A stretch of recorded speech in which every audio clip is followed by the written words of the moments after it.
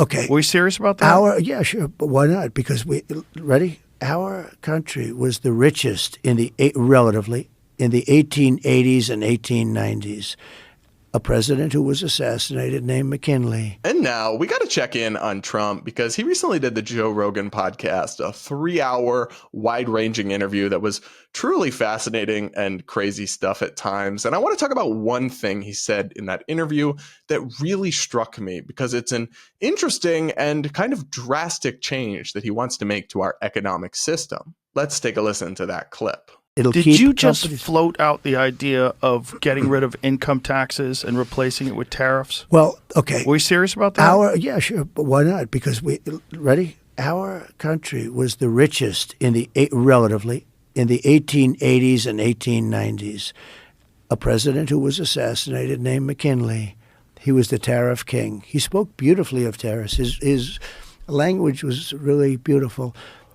We will not allow the enemy to come in and take our jobs and take our factories and take our workers and take our families unless they pay a big price. And the big price is tariffs. And he'd speak like that, but he was right.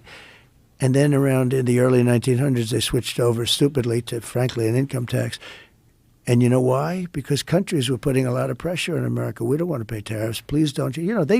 Believe me, they control our politicians. If you look at the kind of numbers that these guys make then and now, but we had a commission meeting in the, I think it was 1887. Think of this problem. We were so rich. We had so much money. We didn't know what to do. So they set up a blue ribbon commission on tariffs. And the sole purpose is what to do with all the money we had. We were so rich because we were taxing other people for coming in and taking our jobs. So there's a lot to unpack here, but I will shout out Trump for going on Rogan. Kamala was offered the same and chose not to do it. At least she refused to go to the studio and do the full 3-hour sit down because I think the wheels would have come off on her if she was just allowed to ramble for 3 hours. And I think her staffers are probably too smart to let that happen. But I do appreciate Trump going to these venues and letting people in and let them decide for themselves what they think. But on this one in particular, he did lose me. I don't think what he's saying here makes a whole lot of sense.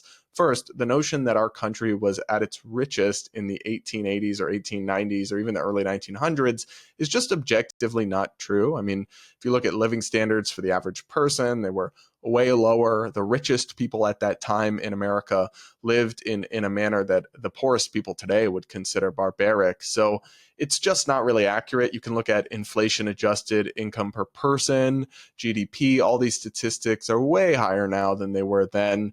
I don't know where he's getting that idea that we were richer then, but I don't think that's true or supported by the facts. I am interested in this proposal about getting rid of the income tax and replacing it with tariffs, which, remember guys, tariffs are taxes placed on goods that are being imported into the country. So if we're bringing in clothes from China and there's a 20% tariff, it's a tax that has to be paid onto those clothes when they're coming in through the border or through wherever they're coming in. And then often those taxes get passed on to consumers, so you just end up paying a higher price for those clothes at the store. Those are tariffs versus our system of income taxes, which basically all of you will be familiar with. And frankly, I hate income taxes. I pay so much in them. I think most of the money is wasted, and I would love to see them reduced, if not eliminated, though, as we'll discuss, I'm not sure that's realistic anytime soon.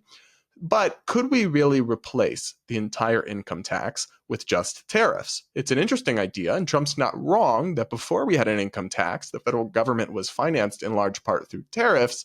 But what he left out was that the federal government we had then was tiny. It barely did anything compared to the massive, bloated, ginormous federal government we have today. So they only needed to raise a small amount of money because they had a minuscule federal government, like we were supposed to in this country. But the idea that we could go back to that now, even though we have a huge, enormous federal government, doesn't seem realistic because you were only able to raise a relatively small amount of money through those tariffs and through that system of tax collection. You don't have to take my word for it. The Peterson Institute of International Economics ran the numbers on this, and they found that even with the revenue maximizing rate of tariffs, if you tried to basically squeeze as much revenue as possible out of a system of tariffs, you could only raise about $780 billion annually, which is less than 40% of what income taxes bring in. So basically, combined income and corporate income taxes bring in about $2 trillion worth of revenue every year for the US government, the federal government, and this tariff idea would only bring in like 780 billion, so not even half as much. That would create a massive hole in the federal budget that would either explode the deficit even higher and bury us in more debt, or they'd have to print the money that cause more inflation, or you'd have to cut $1 trillion in spending every single year, which I'd love to do, but I highly doubt Trump will actually be able to do. He'd have to get Congress on board with massive spending cuts. You'd have to cut entitlements like Medicare or Social Security or other Medicaid or other things that people are reliant on. You'd have to touch the military budget, which I don't think Trump would be willing to do. He wants more military spending, not less. And so I just don't see it as realistic that we could raise the amount of revenue required to run our federal government or even a reduced government after spending cuts just through tariffs alone. The math isn't mathing, as I like to say. But the second question is whether we even would want to make that switch if we could. And I have some serious doubts. I do hate income taxes, but the current system of income taxes is different than how these tariffs would work in that tariffs are essentially consumption taxes. You pay for them with goods you buy at the store. Poor people and working class people actually spend a higher proportion of their income. So when you look at the numbers from the Peterson Institute, it shows pretty clearly that a system based on tariffs would hurt poor and working class people more than a system of income taxes. So basically the people that can least afford it would have to shoulder more of the tax burden. As this graph clearly shows, the top 1% would gain a 13.5% change in their after-tax income, and they would only be affected by about a negative 1.9% decrease from the tariffs. But if you look at the poorest people, they would see basically no benefits from making this switch, the people in the lowest fifth and second lowest fifth, because they don't pay any income taxes. True for the middle quintile as well, yet they would all face severe additional tax increases through the tariffs. So Trump talks about helping the working class and the poor and the struggling, but this economic shift he's talking about would mostly benefit higher earners and hurt the people he says he supports and is going to help. Again, I just don't think it makes a whole lot of sense. But what do you guys think? Are you interested by this proposal? Do you need to know more about it? Or do you fully support it? Are you bought in on Trump's idea? Let me know in the comments below, because I'm a skeptic, but maybe you're not. And I do want to hear from you guys.